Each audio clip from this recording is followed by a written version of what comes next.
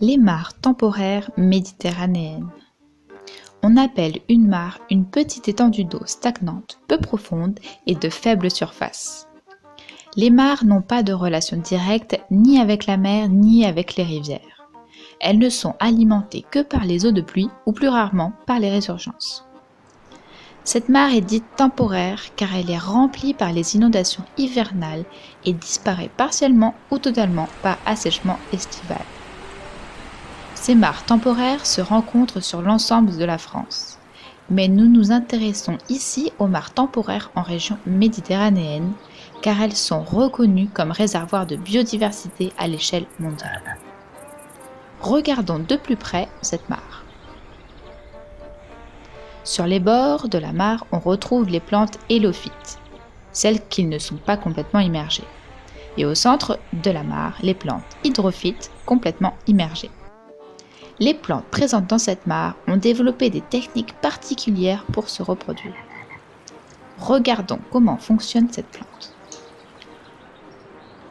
Les cycles d'inondation et d'assèchement favorisent les espèces annuelles, c'est-à-dire à cycle court, elles meurent donc chaque année, ce qui favorise la production de graines.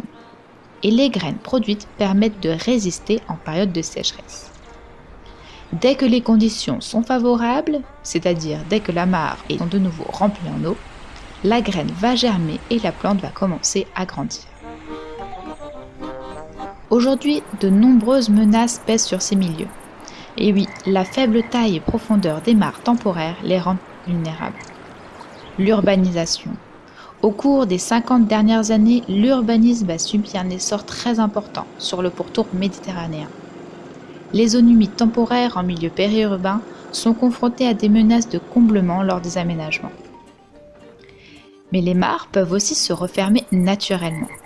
Le dépôt naturel de sédiments favorise le développement d'arbres et d'arbustes et conduit à la fermeture du milieu. Même si cette action est naturelle, elle représente une menace pour les mares temporaires et demande donc un entretien. Face à ces menaces, il est urgent de préserver les mares temporaires, car de nombreuses espèces rares et menacées vivent dans ce milieu. Conserver et protéger. Une des manières de préserver une mare temporaire sur le long terme est l'acquisition du terrain sur lequel elle se trouve.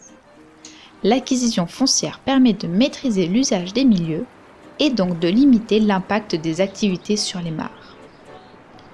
Pour les mares les mieux préservées, la priorité reste de supprimer les facteurs de dégradation.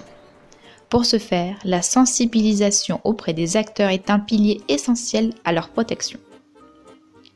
Collectivités, communes et usagers, ensemble, redonnons leur place aux mares temporaires dans nos territoires.